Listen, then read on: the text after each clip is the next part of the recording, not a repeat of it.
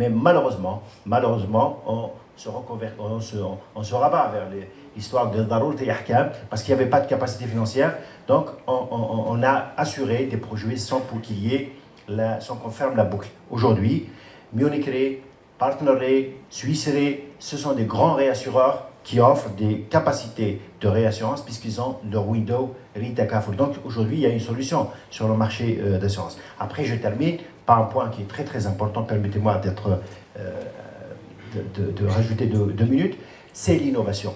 Alors s'il vous plaît, alors moi je le dis et je suis très convaincu de ce que je dis, donc les produits Takaful ne doivent pas seulement traiter des questions théologiques. Parce que là, si nous parlons seulement à notre communauté de consommateurs, c'est des produits halal ou non halal, et qu'on néglige l'innovation, de l'analyse de la demande pour comprendre exactement quels sont les besoins de notre consommateur dans le détail près, donc c'est un système qui risque de refaire les mêmes échecs qu'a connus dans d'autres pays, malheureusement. Donc nous devrions être aujourd'hui capables, nous avons l'intelligence qu'il faut, nous avons des gens spécialistes autour de ce secteur, nous devrions comprendre et faire un retour d'expérience des autres pays et pour monter un vrai marché d'assurance islamique qui sera complémentaire au marché conventionnel. Juste une petite question. Yazid, de par son profil de fiscaliste, il pourra nous éclairer par rapport à un point très important concernant un peu l'aménagement fiscal de ces produits. Est-ce qu'on peut opter pour le système d'exonération aux règles de système universel qui consiste en l'introduction de taux réduits ou d'abattement?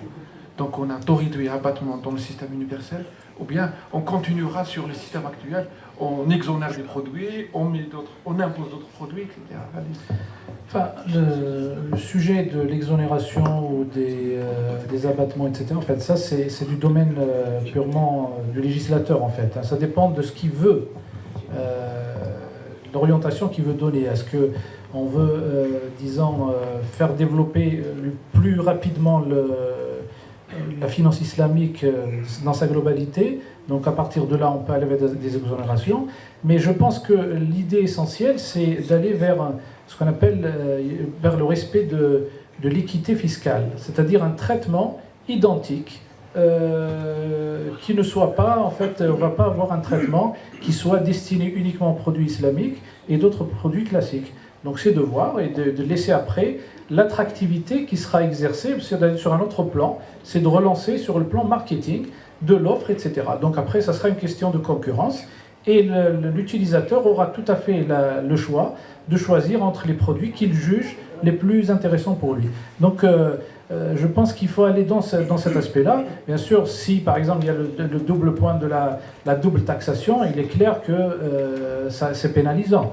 Donc c'est d'aller vers l'équité fiscale. Et d'ailleurs, si vous connaissez très bien le sujet, c'est que en termes de fiscalité, il est prohibé par exemple une double taxation sur la même, par exemple, matière d'IBS, d'IRG, etc. Donc il faut s'inscrire dans cette logique-là pour ne pas léser ni l'un ni l'autre par rapport à ces aspects. Oui, bon, pour les histoires fiscales, donc le principe cardinal c'est l'équité fiscale. Donc la finance islamique n'a pas besoin d'être privilégiée, mais elle ne veut pas être pénalisée. Donc sur le même pied d'égalité, le reste c'est la qualité de service et la conviction personnelle du client. Mais j'aimerais bien revenir sur l'histoire de la formation et le développement de la finance islamique. Parce que dès qu'on lance le processus, les besoins vont devenir importants et les demandes vont être crescendo. Parce que actuellement, on se contente un petit peu d'une formation sur les grands principes. Donc, en ce qui concerne la banque, donc les contrats classiques, les contrats traditionnels qui sont utilisés avec la clientèle. En ce qui concerne l'assurance, le modèle Takaful globalement. Mais si les choses vont se développer, il y a un problème qui va se poser. Je prends l'exemple de l'assurance. Si demain la bourse, il va y avoir beaucoup d'entreprises cotées, et quelles seraient les entreprises sur lesquelles un opérateur Takaful peut investir? Parce qu'à ce niveau-là, il y a aussi des questions chériatiques qui vont se poser. Certaines activités sont prohibées, donc on ne doit pas investir. Certaines activités ont uniquement un petit volet qui est considéré comme illicite, à quel niveau il est accepté, à quel niveau il n'est pas accepté. Donc nous avons besoin aussi à ce niveau-là de personnes qualifiées qui maîtrisent parfaitement l'aspect chériatique et qui maîtrisent parfaitement le côté purement financier. Ça, ce n'est qu'un exemple. Un autre niveau aussi de besoin sur le plan de la supervision.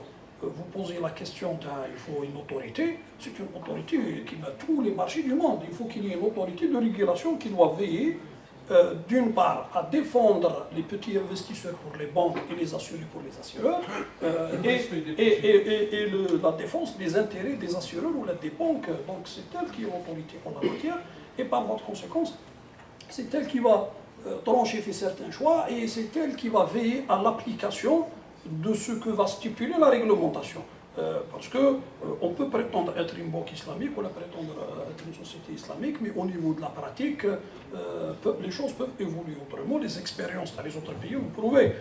Combien même il y a parfois des charias à bord, mais la nature humaine est la même. Certains charias à bord peuvent être influencés, y compris par les bailleurs de fonds. Et certaines questions d'éthique et de respect de la réglementation risquent de se poser. Donc c'est pour ça que l'autorité doit être indépendante, doit être une autorité suprême qui va un petit peu baliser les autres aspects. Donc à ce niveau-là, nous avons besoin de cadres qui doivent travailler au sein de l'autorité de régulation, qui doivent maîtriser parfaitement le côté finance islamique, banque ou marché des capitaux ou bien assurance, et tous les volets techniques. Il y a aussi le besoin que ces autorités adhèrent au niveau des institutions internationales pour qu'ils puissent être au courant de ce qui se fait sur le plan international, de contribuer, d'apporter notre contribution au niveau de ces institutions afin que le marché algérien peut tirer le meilleur profit de travail qui est fait par ces institutions.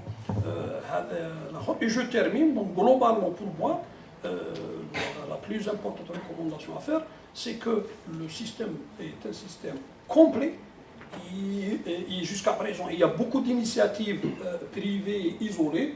Il y a lieu de regrouper toutes ces initiatives-là, et les pouvoirs publics doivent être impliqués de plus en plus, parce qu'en réalité, ce sont les pouvoirs publics qui vont valider le projet, ce sont eux qui auront la responsabilité de le mettre en place sous forme de réglementation. Très bien dit, donc on aura besoin d'espaces comme ça, sécurisés par les pouvoirs publics, là où on assurera la cohérence des procédures, des systèmes, etc. Donc je passe rapidement, on ouvre le débat. Donc vous avez un certain nombre de questions à poser au panel, et on est là pour les poser. Madame Diabiaziz, 22e promo, parrainée par la BEA. Actuellement, je suis enseignant-chercheur à l'Université Mouloud Maghri de Tizi Ouzou. Je m'adresse avec ma première question à M. Benabia. Vous avez soulevé tout à l'heure un chiffre important en disant que 60% d'une étude que vous avez menée sont prêts à opter pour des produits islamiques par simple conviction. Ma question est la suivante. Votre objectif, ou bien l'objectif de la finance islamique en Algérie d'une façon générale, est-ce que c'est de satisfaire uniquement ce marché déjà identifié, ou bien c'est d'être compétitif en termes qualité-prix pour essayer de capter une clientèle potentielle de notre segment qui n'a pas ou qui manque de conviction? Okay, merci. Je peux répondre ou bien... Je ne sais pas comment vous allez organiser le débat. Est-ce que vous allez d'abord... La deuxième question, c'est à M. Haïdar. Ça ne concerne pas les produits ou bien la finance islamique, mais les banques islamiques en tant qu'entité. Une banque islamique, par définition, est soumise aux stricts principes de la charia. Et de par mes recherches, je découvre qu'elles sont aussi soumises aux principes, plutôt à la réglementation prudentielle. Et je conclus que ces banques, elles se retrouvent pénalisées ou bien lésées par rapport aux autres banques conventionnelles. Ma première question, bien la partie de ma question, la première partie de ma question est la suivante. D'abord, est-ce que vous partagez mon avis? Ensuite, si c'est le cas, est-ce que vous avez présenté des allègements aux autorités prudentielles en allant dans ce sens? Et merci. Merci pour l'invitation et merci de nous avoir donné la chance de s'exprimer sérieusement sur des questions de fond. Ça, c'est extrêmement important. Et j'invite, et j'en fais partie, puisque je suis de la 11e banlieue de l'IFID, j'invite mes amis de l'IFID d'encourager et de faire en sorte que ce genre de rencontre soit renouvelé assez souvent durant l'année. Parce qu'on manque évidemment d'un espace d'échange et de réflexion autour des questions aussi importantes que celles que nous examinons aujourd'hui. Je reviens à ma question, je reviens à la question de ce matin-là, parce que j'ai l'impression que les gens n'ont pas bien saisi. Quand je parle de la demande, j'entends et maîtrise la demande d'une manière scientifique. Je ne peux pas investir sur des chiffres comme ça, ou parce que le journal a dit ceci. Moi, en tant qu'investisseur, dans le domaine qui nous intéresse, en l'occurrence le domaine des assurances, j'investis quand je suis quasiment certain sur le segment sur lequel je veux positionner et je déroulerai tout le programme stratégique, etc., etc. Donc la demande, telle que je l'entends, est une demande analysée de manière scientifique. Comme l'offre que vous venez de présenter, c'est une offre qui tient compte des aspects à la fois techniques, financiers, éthiques, etc., religieux, etc. C'est bien, mais ce n'est pas suffisant. Ce que nous faisons aujourd'hui en termes d'offres, il faut qu'on le fasse pour la demande. Sinon, moi en tant qu'investisseur, et ceux qui pourraient être demain intéressés par ce genre d'innovation, vont être sceptiques. Il faut qu'on leur montre qu'en Algérie, en segmentant, en analysant le profil du consommateur, en analysant les choses, les revenus, des ménages, tout cela, on arrive à déterminer une demande sérieusement, qu'on pourrait sérieusement capter. Ça, pour la demande, je ferme la parenthèse de ce matin. Maintenant, en entendant les collègues, moi, franchement, je dis, c'est une très très bonne chose, à condition qu'on enlève les choses de connotation religieuse, etc., au produit. L'idéal pour nous, en tant qu'Algériens, c'est qu'on présente une demande qui répond à la charia sans le dire, on n'a pas besoin de le dire. C'est une innovation. On va présenter aux consommateurs algériens, qu'il soit à cotation religieuse ou pas, il va choisir. On va trouver quelqu'un qui n'est pas très religieux, qui ne s'intéresse pas très à ces questions, un Algérien, qui va choisir le produit islamique, parce qu'il le trouve intéressant. Et le contraire également peut arriver. Donc en termes de présentation de la chose, parce que le risque ici, c'est qu'on peut créer des choses extrêmement difficiles, extrêmement pénibles pour le pays. On va dire aujourd'hui comme ça, en écoutant tout cela, je dis, ce que nous faisons, l'orthodoxie que nous avons appris à travers le temps, que nous avons étudié, c'est illicite. Et demain, je serai dans le licite. C'est comme si j'ai vécu. Et là, ça pose des problèmes, j'allais dire, au-delà du religieux, des problèmes philosophiques. Et donc, pour éviter de soumettre le consommateur algérien, déjà qu'on n'arrive pas à le capter, à le soumettre à des réflexions de ce genre, qu'en présentant la chose, en enlevant ce caractère ou ce générique ou l'islamique ou je sais quoi, franchement. Deuxième aspect également que j'estime extrêmement important, nous avons des exemples. Pourquoi c'est l'État, à travers les pouvoirs publics, qui vont intervenir sur un marché pour le réglementer? Nous avons un exemple de la banque Baraka, qui fait les produits islamiques. Nous avons une compagnie qui fait des produits dits islamiques ou je ne sais pas. Laissons le marché qui va être un interlocuteur également pour cet aspect-là avec les pouvoirs publics. Donc, pourquoi aller vers une législation si lourde et avec le risque que ça ne marchera pas? Parce que nous avons testé tous ces aspects-là pour les assurances de personnes. Je me rappelle, j'étais au CNA. Et le premier symposium pour les assurances de personnes, on a essayé de diagnostiquer un petit peu les pistes qui nous permettraient de développer les assurances de personnes. 20 ans après, voilà où on en est. Donc, laissons le marché réagir.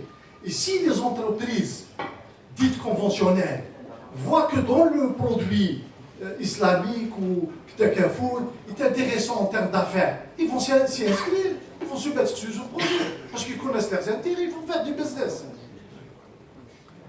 Merci beaucoup, M. Laïch, pour cette intervention si riche et pertinente et complexe en même temps. Je pense, M. Tawfiq Mahi, je suis de la 11e promotion. Là, j'ai deux questions. La première question est relative aux facteurs religieux et au système financier classique. Jusqu'à quel point ou quelle proportion donc, le non-recours au système financier classique est expliqué par le facteur religieux. Il y a une réponse partielle qui a été donnée tout à l'heure. Je crois pour ma part que pour ma part que les facteurs liés à la volonté de transparence, de traçabilité et au fait d'être assujetti aux obligations légales et notamment fiscales justifient dans une large mesure le non-recours au système financier classique et donc peuvent expliquer également le non-recours au système financier islamique. La deuxième question est relative à la question du développement durable qui, comme vous le savez, repose sur le triptyque économique, social et écologique. Donc, je lisais il y a quelques jours de cela dans une publication du Programme des Nations Unies pour l'environnement que ça fait quelques années, à peu près 6-7 ans, plusieurs banques centrales et associations de banques et établissements financiers ont commencé à intégrer dans leurs règles concernant les critères d'éligibilité au financement, les normes environnementales. Sachant que la question environnementale est au cœur de la charia islamique. الإنسان مستخلف في المال ولكنه قبل كل شيء مستخلف في الأرض. ومن غايات الشريعة الإسلامية الحفاظ على النفس وعلى صحة الإنسان. Je crois que le système financier islamique doit être précurseur en matière d'établissement de normes environnementales dans le domaine de la banque islamique. Je vous remercie. Je vais répondre à la première question de madame de l'université de Tizi Ouzou en ce qui concerne un petit peu l'objectif ou bien le segment de la clientèle de la société. Donc le chiffre de 60%, donc ce n'est pas l'étude de Salama, c'était l'étude d'un chercheur qui faisait un travail sur les assurances de Carrefour. Donc qui a fait un sondage sur la base d'un questionnaire adressé à la clientèle de Salama. Le chiffre de 60%, donc c'est un petit peu ce qu'il a collecté comme information, que les clients sont disposés à payer plus cher un produit Takaful puisqu'il est conforme à la charia. Le deuxième chiffre que j'ai communiqué, les 40%, donc ce sont un petit peu les gens qui sont venus à Salama parce que Salama commercialise des produits charia compliant.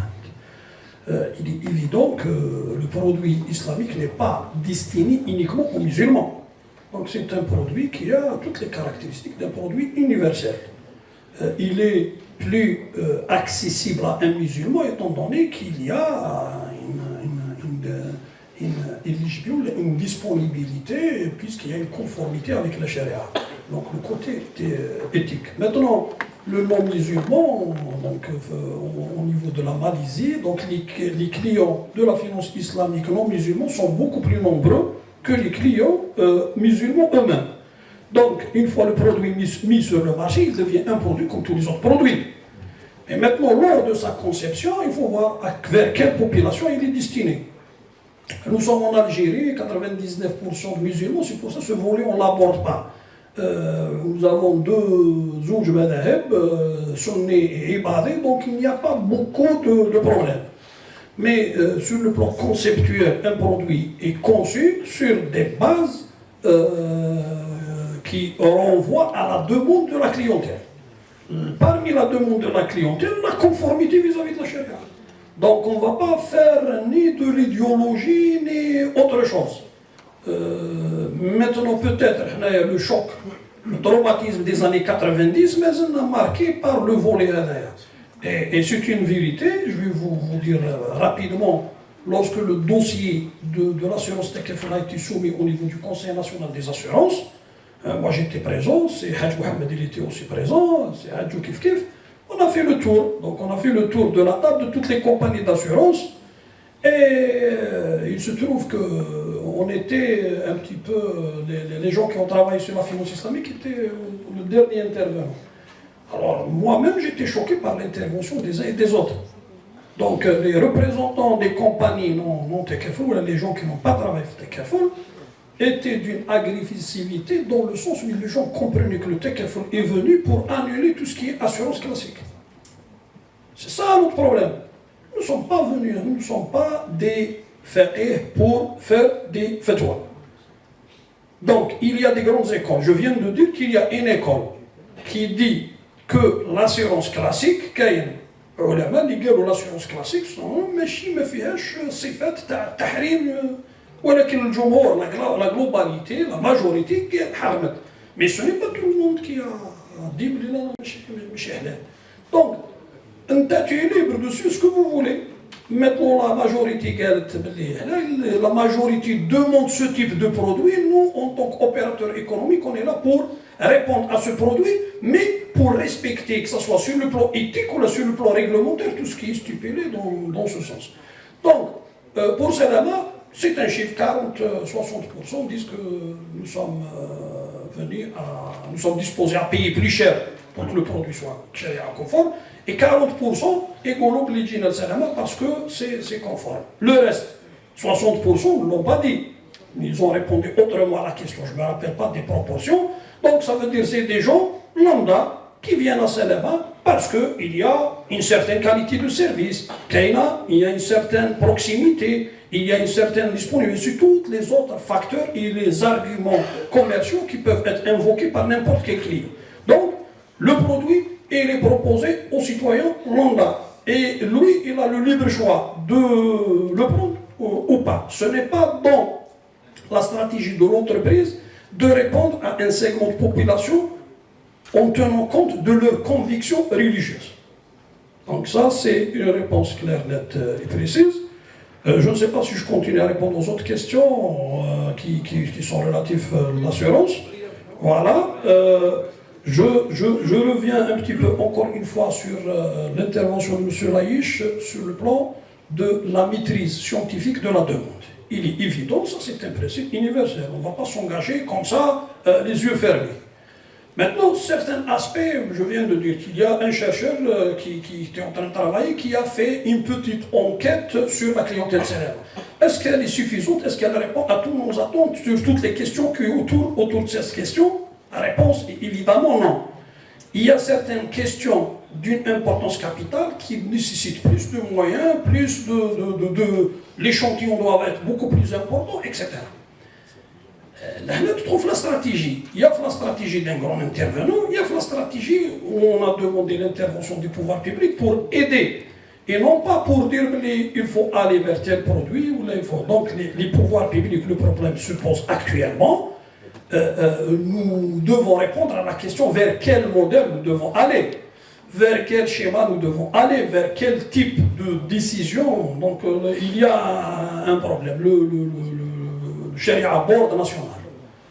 Bon, il y a un consensus, ok, mais il y a certaines questions où nous sommes divisés. Les fenêtres à la cache, il faut des sociétés Takaful à 100%. Les fenêtres, pourquoi pas? Donc, donnez-nous l'occasion de faire ça. Donc, le problème, c'est que le débat, là où il commence à être lancé, et c'est à partir de ce moment où on commence à connaître et à voir les choses en face. Je vous disais, donc, c'est un offre, les questions étaient agressives. Qui يحكوا لنا قلنا يا جماعه احنا ما لا فقهاء ما جينا نشرعوا ما جينا نحلوا ما جينا نحرموا. كاينه une demande, nous devons répondre. Maintenant, les compagnies classiques. Si la réglementation de la fenêtre est possible, qu'il fasse une fenêtre, si la réglementation va dire vous devez créer une société spécialisée, si vous voulez le faire, allez-y. Le Takaful ما يحكر على حتى واحد. Donc, pour la question, la demande, elle doit être, mais qui va faire? Qui va le faire? Et avec quels moyens la question se pose? Pour les questions stratégiques, l'intervention du pouvoir public directement ou indirectement est indispensable. c'est uniquement pour connaître et pour savoir où aller. Ce n'est pas pour faire tout ce qui est opérationnel. La troisième question, donc, qui est relative les facteurs religieux qui influent. Donc, elle ressemble à la première question. Vous avez de la clientèle, il dit par définition, moi, l'assurance haram, l'assurance halal. Donc ça, c'est le facteur religieux, il est déterminant, il est disposé à payer n'importe quel prix. Maintenant, ce n'est pas toute la population, ça ne représente pas toute la population, il y a beaucoup de populations, le reste de la population, celui qui évalue l'offre assurantielle, est-ce qu'elle est optimale, celui qui tient compte du prix, celui qui tient compte de la qualité de service. Donc il y a d'autres facteurs qui influent comme n'importe quel produit. L'erreur à ne pas commettre, ce n'est pas de tomber dans le piège, le produit de la finance islamique, quel qu'il soit, il réside uniquement, il est halal ou haram. Donc, il ne faut pas qu'on reste un petit peu stigmatisé sur ce volet. C'est un produit, comme tous les autres produits, c'est un produit qui doit répondre à un segment de la population. Je ne vais pas dire des termes, donc je vais utiliser les termes marketing. Il y a un segment qui demande un produit, je suis opérateur, je suis là pour le faire. Les actionnaires qui ont constitué la société sont d'accord pour faire ce genre de produit. Qu'ils gagnent, qu'ils perdent, ils ont fait leur calcul. Là, l'analyse préliminaire qui va déterminer la chose. Maintenant, pour le développement donc, durable ou les règles relatives au respect de l'environnement, donc la finance islamique, الشريعة تحافظ على المال، تحافظ على الأرض، تحافظ على l'environnement، على الماء، elle défend la pollution. قبيلة كنت نهضر sur les sociétés éligibles, le placement des compagnies d'assurance. Sachez que les pays qui sont avancés, même le critère de l'économie, l'industrie polluante est pris en compte pour dire donc l'activité est polluante, donc elle n'est pas sharia compliant et il est interdit à la compagnie d'assurance de placer au niveau de ces produits-là. Donc, sur le plan éthique, sur le plan principiel, c'est le produit naturel pour ce volet-là. Maintenant, ce volet-là, en Algérie, que nous sommes en train de faire pour favoriser le développement durable, que nous sommes en train de faire pour développer la protection de l'environnement. Donc là, nous avons un retard, nous avons des problèmes qui sont propres à notre capacité à gérer ce problème. La finance islamique, elle est là, elle est disposée à contribuer positivement, qui met le secteur classique. Le secteur classique aussi peut financer des projets qui rentrent dans le cadre de développement durable avec ses propres outils. Donc, encore une fois, évitons de se stigmatiser halal ou haram. Non, c'est un produit qui respecte un certain nombre de règles, qui doit répondre à une certaine demande de la clientèle. Nous sommes en train de le faire. Maintenant, il faut mettre le cadre réglementaire qui doit assurer la transparence. Il ne faut pas duper les clients. Oui, c'est un produit sharia compliant, alors qu'en réalité, il ne l'est pas. Donc ça, c'est le rôle du pouvoir public. C'est lui qui est là pour défendre, dans le cadre des assurances, les assurés. L'assuré, une société TKF, c'est un assuré, comme l'assuré est une société classique. Il est de l'obligation des pouvoirs publics, de l'autorité de régulation, de le défendre. Comment le défendre? C'est de veiller à ce que les principes TKF, les principes sharia compliant sont respectés. Voilà, je vous remercie. Juste 2 minutes, je vais pas. Juste au complément de ce qui a été dit par M. Brarbia, moi je pense qu'il ne faut pas avoir peur parce que je vais parler de deux sujets très techniques, surtout pour l'étudiante de l'université de Moulmabri. Enseignante. Bon, ok. Enseignante aussi. Donc, en fait, c'est des questions, toutes les questions statistiques. Alors, on peut les interpréter comme on veut. Alors, je vous donne un chiffre. Un chiffre pour ne pas, en même temps, c'est une réponse aussi à M. Laïch par rapport à la contrainte de développement de TKF comme islamique et connective du modèle conventionnel. Est-ce qu'on va le rendre non islamique? Alors, il y a un vrai débat par rapport à cette question-là. Je vous donne un exemple. Aujourd'hui, dans le secteur des assurances, il y a une seule compagnie d'assurance qui offre des produits Takaful. On les offre depuis 2000, la création depuis 2005, date de création de la compagnie Takaful.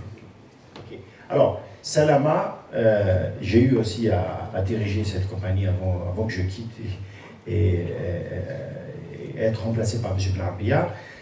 C'est une compagnie statutairement, est une compagnie Takaful, parce qu'elle fait partie d'un groupe Takaful, islamique. Son nom déjà, Islamic Arab Insurance Company. Alors, la réponse, elle est simple. Alors, la part de marché de Salama pendant des années, juste pour vous dire qu'il y a une dominance du secteur public. Quoique nous vendons à nos citoyens des produits Takaful, quoique la suite de lancement du produit avec une réglementation en place, etc., oui, ça risque de faire tache de huile, ça risque vraiment de prendre part sur le marché, à condition que les autres compagnies, bien sûr, soient statiques. Alors, je vous dis une chose, M. Leich. Vous savez que, comme la banque, M. Haïdar peut témoigner, vous savez que les coûts sont plus importants dans le monde comme Sharia compliant que dans le conventionnel. Très souvent, les produits sont plus coûteux aux consommateurs quand on est dans le modèle islamique que dans le mais, parce qu'il y a des règles plus importantes, il y a des restrictions plus importantes pour que le modèle que vous allez suivre soit fonctionnel totalement. Donc, en fin de parcours, on se place comme une compagnie financière avec un coût X qui est un peu plus cher, plutôt avec un prix de revient de produit X, un peu plus cher que le monde conventionnel. Donc, du point de vue compétition, donc on a aussi des contraintes de ces sociétés islamiques. Un deuxième point, et je termine, dans les modèles au Maroc, par exemple, ils ont trouvé la solution par rapport à l'islamique. Parce que c'est l'islamique qui gêne. Tu dis, voilà, c'est une compagnie islamique et l'autre. C'est quoi? Donc c'est un problème, effectivement. Donc au Maroc, par exemple, ils ont trouvé un concept dans leur législation pour parler du modèle d'assurance alternative. En Tunisie, d'assurance participative. Donc c'est effectivement, il y a matière pour permettre à tout le monde, il faut que ce soit sur la base d'une réglementation qui favorise les uns et les autres sans discriminer les uns par rapport aux autres.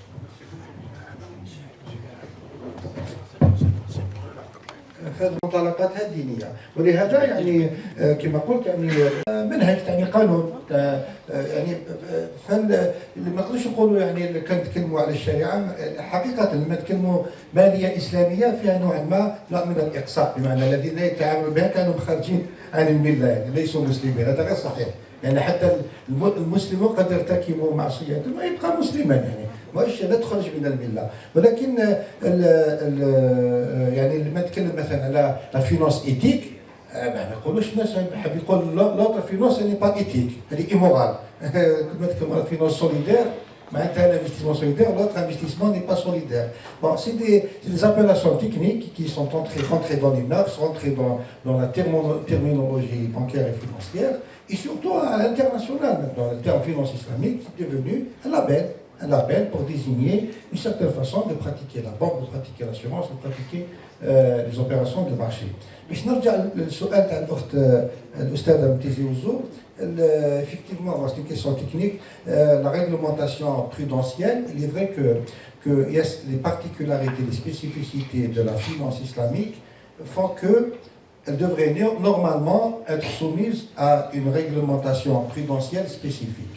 Et c'est pour cela qu'a été créé l'IFSB, Islamic Financial Services, qui est implanté à Kuala Lumpur, pour justement élaborer un peu des normes prudentielles, des règles de gestion des risques, tenant compte des particularités, des spécificités de la finance islamique.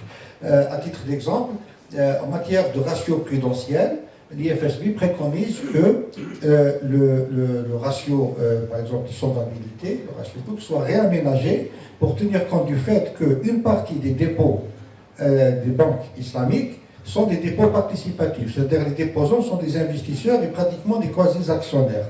À ce titre, donc, comme la finalité, en fait, parmi les finalités de la réglementation prudentielle, c'est de protéger les investisseurs, de protéger notamment les déposants des banques, pour qu'il y ait une implication des actionnaires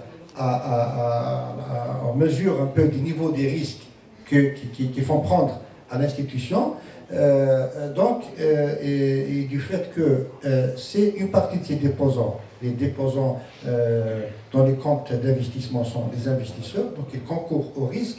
Donc l'IFSB préconise que le ratio soit corrigé par un delta qui fait qu'une partie laissée à la discrétion, à l'appréciation du superviseur de la Banque centrale, des risques couverts par des dépôts d'investissement soit soustrait un peu du dénominateur du ratio de solvabilité, pour que donc pour ces institutions prennent plus de risques, ont le droit de prendre plus de risques que leurs corollaires conventionnels, où les déposants sont des créanciers. En fait, ils déposent leur argent à titre de prêt dans l'institution financière. Donc, effectivement, c'est une problématique qui a été posée de manière, je dirais, sur le plan du principe, et certains régulateurs en prennent compte, parce que beaucoup de banques centrales sont membres de l'IFSB, et ont introduit dans le dispositif réglementaire dédié à l'encadrement des activités financières chez la compatible, cette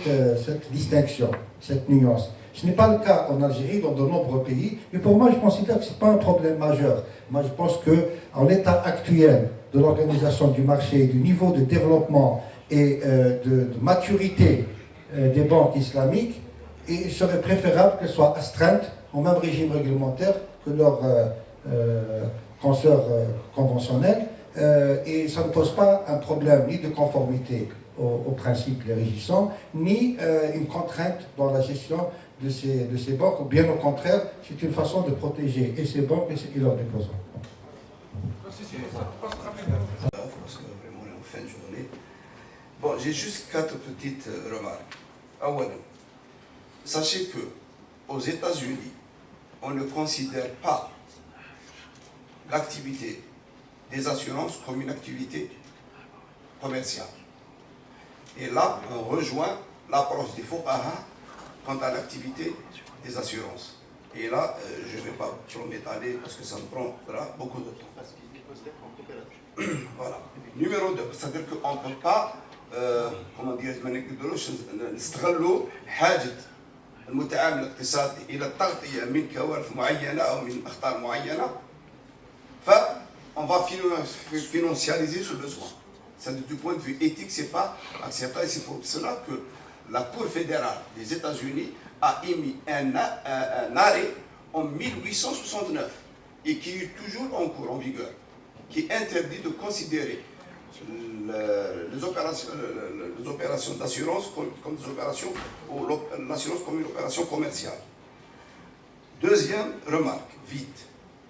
Le directeur de la Banque islamique de la Grande-Bretagne, IBB, n'est pas musulman. Numéro 3. J'ai été invité à donner une conférence inaugurale au lancement du diplôme d'université à Strasbourg le 21 janvier 2009. Et on m'a demandé le thème suivant, Islam et économie. Je devais présenter pour une audience profane qu'est-ce que l'économie islamique et en d'autres la finance, qui est un sous-ensemble de l'économie islamique d'une manière générale.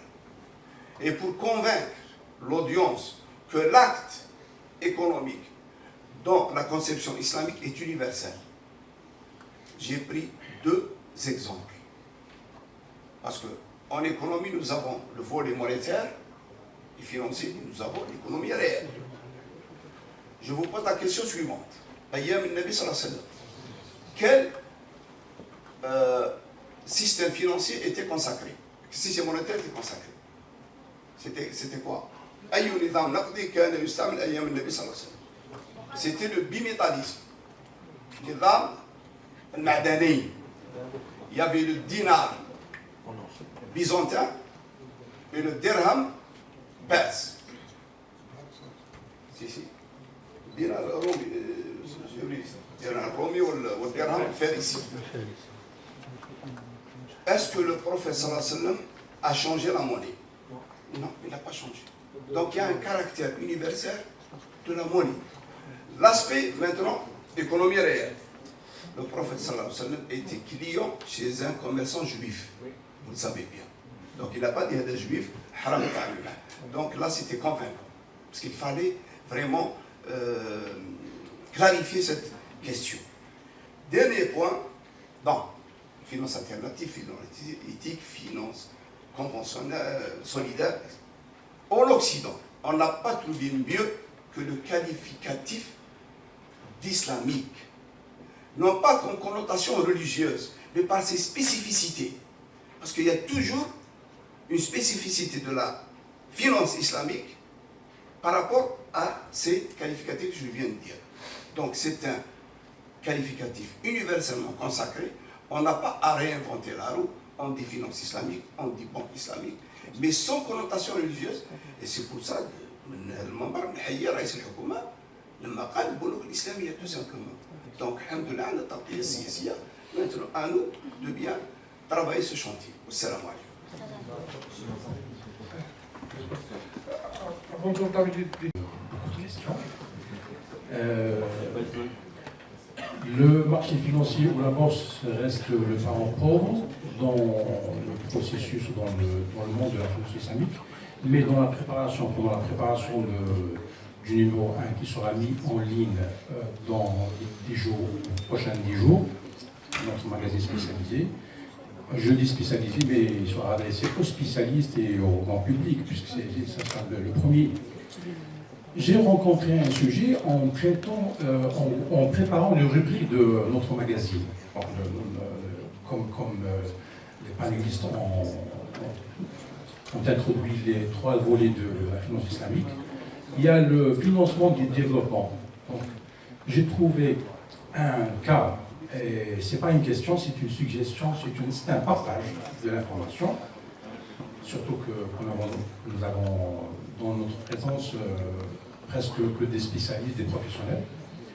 J'ai retrouvé un cas très similaire et très important de financement d'un grand projet en Malaisie, similaire au projet des 4000 mégawatts de la production d'électricité en photovoltaïque, qui a été à plusieurs reprises reporté, vu des difficultés de répondre aux exigences très spécifiques d'industrialisation des investisseurs qui doivent participer dans la production et dans l'industrialisation.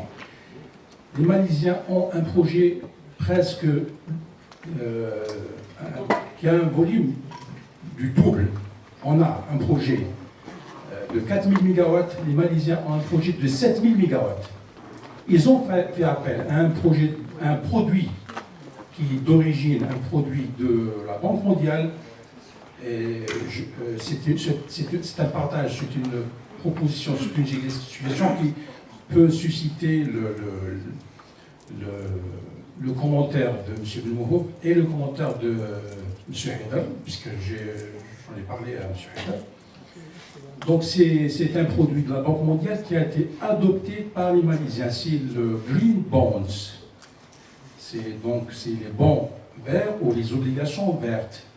Les Malaisiens l'ont appelé les Islamic Green Bonds. C'est des obligations émises par l'organisme chargé de gérer le projet de 7000 MW. C'est énorme. Les spécialistes ici en Algérie parlent avec beaucoup d'importance de notre projet de 4000 MW de production d'électricité propre, donc à partir de photovoltaïque. Les Malaisiens ont un projet de 7000 MW. Est-ce que vous pensez, M. Benmouhoub, qu'on peut proposer à Sonatrach ou à Sonalgaz qui doit détenir 51%, vu qu'on doit respecter la règle des 51-49, donc dans le projet des 4000 MW, il y a Sonatrach ou Sonalgaz doit détenir 51%. Est-ce que vous pouvez suggérer, bien sûr, je parle en tant que citoyen, est-ce que vous pouvez suggérer à Sonatrach ou à Sonalgaz de passer par la bourse pour drainer un petit peu la liquidité qui est en dehors des banques. Et au lieu que les gens qui vont acheter ces bons prennent des participations dans l'actif, j'ai posé la question à M. Haïdar, il y a une possibilité que ces gens prennent des participations dans la fructification de l'exploitation. Donc, je pense que on considère que la bourse est le parent pauvre en général et le parent pauvre dans le domaine de la finance islamique. Je pense que ce produit, qui est d'origine un produit de la Banque mondiale, qui est le Green Bonds, adapté par la Malaisie sous l'appellation de Islamic Green Bonds, je pense qu'il y a matière à méditer. Merci. Pour parler de son algaz, elle a fait déjà 2 levées de fonds à travers des emprunts obligataires. C'est ce que nous pouvons émettre pour l'instant. L'idée d'émettre des sukuk, j'ai dit, nous sommes sur ce projet-là, à la condition, bien entendu, que nous puissions le faire sur le plan légal. Et je ne vous cache pas que l'idée des Green Bonds a été déjà traitée lorsque on s'est déplacé avec Monsieur le ministre des Finances à la City de Londres sur cet aspect où une communication sur des cas pratiques ont été présentés.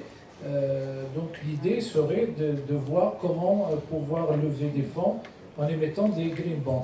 Alors maintenant classique, mais si la possibilité de le faire sur des sukuk, nous n'avons bien sûr aucune...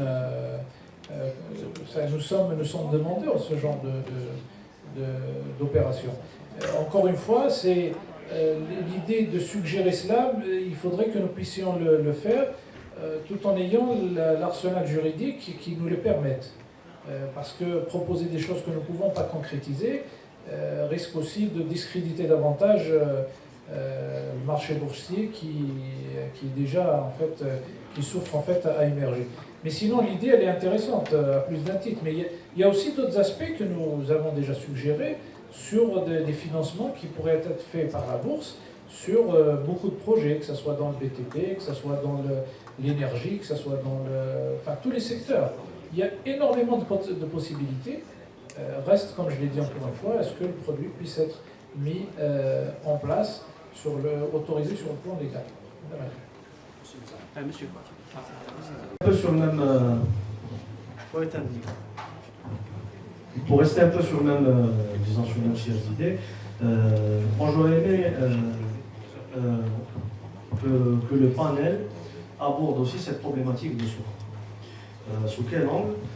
D'abord parce que, à mon sens, je ne sais pas si vous êtes d'accord avec moi, mais à mon sens, ça reste un instrument qui est inévitable pour l'industrie de la finance islamique, un instrument de financement, de refinancement pour les banques, mais aussi surtout pour les compagnies d'assurance islamique, vu les obligations, les règles disons, prudentielles des compagnies d'assurance. Elles ont besoin de sukuk souverains. Le gouvernement en a parlé tout récemment, donc il y a même une disposition qui a été introduite dans la loi de finances. Je ne sais pas si elle a été retenue dernièrement ou pas, mais en tout cas, moi à mon sens, c'est un instrument qui est très important pour le financement des compagnies, des institutions financières islamiques, mais aussi pour une levée de fonds, comme M. Khadri vient de le souligner, pour le financement des grands projets. Notamment, je pense qu'il y a eu déjà, M.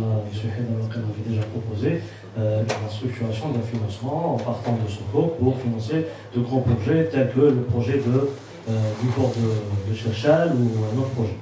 Et je ne sais pas, moi, votre avis par rapport à cet aspect-là de Soko, qui pour moi reste un instrument indispensable et incontournable pour l'industrie. Et merci. Le marché algérien, la finance islamique, mais comme le temps ne permet pas, je voudrais juste intervenir sur la question que vous avez posée auparavant sur le financement de l'immobilier, étant donné qu'il ne s'est pas développé comme produit de financement islamique. Il y a le problème de compétitivité. Donc on a en contrepartie des produits qui sont financés, qui sont proposés par les banques conventionnelles et qui sont bonifiés. On parle de l'immobilier qui est bonifié à des taux à 1%. On parle des crédits d'investissement aussi qui sont bonifiés. C'est pour cela que les gens ont tendance à solliciter les crédits bonifiés à la place des crédits islamiques. C'est pour les statistiques, je laisse ça pour une autre Comme les financements, les crédits charia compatibles ne sont pas éligibles au taux bonifié. On peut bonifier un loyer dans le cadre d'un leasing, donc ce sera un loyer moindre que paiera l'opérateur économique et la différence sera prise en charge par le trésor public au même titre qu'un crédit Murabaha.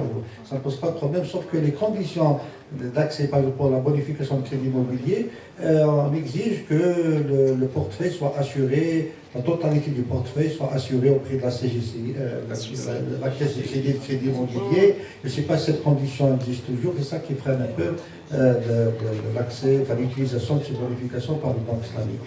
Donc, إذا كتسمح لي جملة برك على الملاحظة تاع سي سفيان، حقيقة ما تكلمناش على الصكوك، الوقت ما كفاش والأسئلة كانت موجهة وجهة أخرى، ولكن حبيت نقول فقط احنا نشتغل مع سي يزيد وسي حكيم بالراح تاع لجنة عمليات البورصة بعض المتعاملين أنه محاولة إصدار صكوك خاصة في شكل يعني سندات المساهمة لي تيت بارتيسيباتيف هذوما يسون بريفي دون الكود دو كوميرس كما قلتوا انه الاشكال الكبير باش اصدار الصكوك هو غياب الاطار القانوني الاساس القانوني كان اقتراح يعني تعديل القانون التجاري حتى يدرج ضمن السندات او القيم لي فالور اللي يقدر تصدرها شركات مساهمه يعني قيم تستند الى اصول حقيقيه تجسد اصول حقيقيه وليست ديون. في انتظار هذا التعديل في القانون التجاري يمكن استعمال سندات المساهمه اللي تيت بارتيسيباتيف مع بعض التحوير اللي ممكن لجنه عمليات البورصه تتساهل فيه لاعتبار جزء لان سندات المساهمه هي سندات يمكن تصدرها شركات مساهمه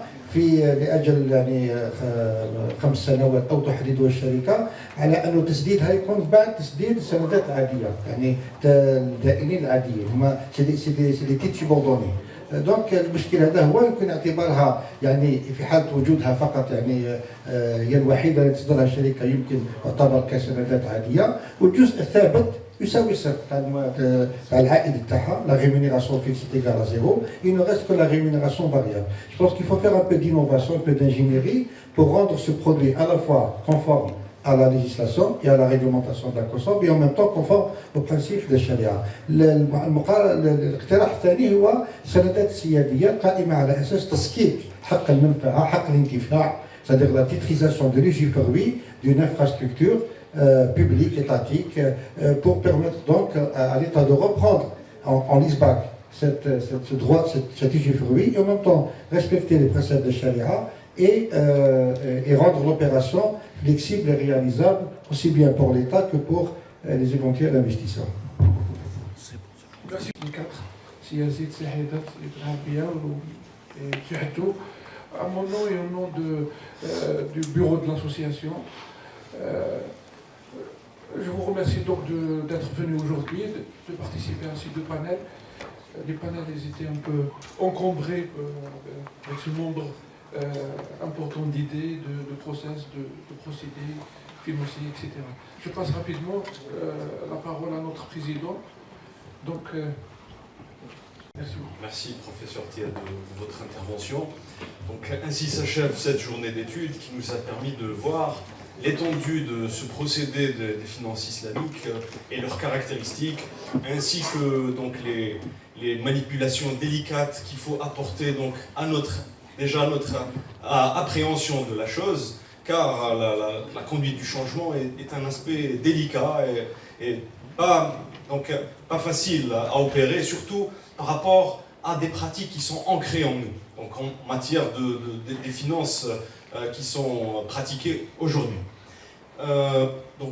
Nous remercions vivement nos panélistes pour la qualité des interventions, donc c'était du haut niveau. Et nous remercions aussi l'assistance pour les questions pertinentes qui ont permis de rehausser c'est-à-dire l'apport informatif sur la chose. Nous remercions vivement donc aussi nos sponsors qui nous ont permis de réaliser cette journée qui s'est passée dans des conditions que nous espérons acceptables et même au-delà. Donc nous comptons sur vous pour votre feedback. Donc lorsque nous allons parachever le lancement de notre site, Donc nous vous invitons pour prendre vos avis, qu'est-ce qui a amélioré, qu'est-ce qu'il faut renforcer comme aspect dans notre présentation. Nous avons distribué le 3e numéro de notre revue qui est édité aujourd'hui, donc c'est du frais, c'est très frais. Cette revue, c'est un numéro spécial concernant la finance islamique. Nous avons vu l'étendue et le spectre des produits qui pourraient être mis sur le marché. Et donc c'est notre 3e numéro et nous allons bientôt éditer un 4e. Donc nous comptons énormément sur vos contributions par des articles personnalisés. Donc vous allez nous envoyer. Nous n'avons pas de différenciation. C'est vrai que la plupart des articles proviennent des IFIDAR, mais c'est-à-dire nous acceptons même au-delà de ce cercle, nous ne sommes pas une secte quand même. Donc tout ce qui peut apporter une valeur ajoutée en matière d'avancement, de projet, est le bienvenu. Il sera édité et aura sa place d'honneur dans notre revue. Et par ailleurs, nous allons dans notre plan d'action mettre en place, instituer un prix qui, en mémoire de notre ami défunt Morad Emzert, le prix Morad Emzert qui sera décerné dans des conditions, les conditions générales de son attribution, nous allons les travailler parce que ce n'est pas évident. Ça récompensera l'article qui sera le mieux valorisé par les lecteurs. Nous allons voir les modalités de son attribution, mais c'est-à-dire que ça reste, on va perpétuer la mémoire de notre ami qui a été le fondateur de l'association et son premier président. Et pour finir, on remercie l'administration, à commencer par le président, directeur général de la CNEP, ainsi que le personnel qui a veillé au bon déroulement de la journée, pour leur apport qui a été vraiment salutaire et qui nous a permis d'organiser ça dans d'excellentes conditions. Et je vous remercie.